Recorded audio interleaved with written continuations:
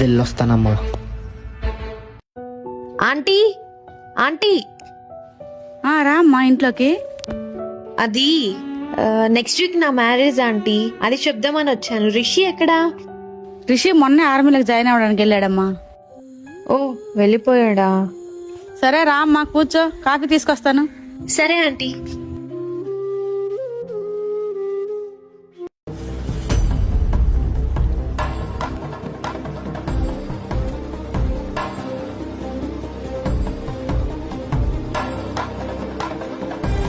నా జీవితంలో నేను చేసిన తప్పు ఏదైనా ఉందంటే నా ప్రేమ విషయం నీతో చెప్పకపోవడం. అక్షయ, మీకు గర్ల్ ఫ్రెండ్ ఉందారా?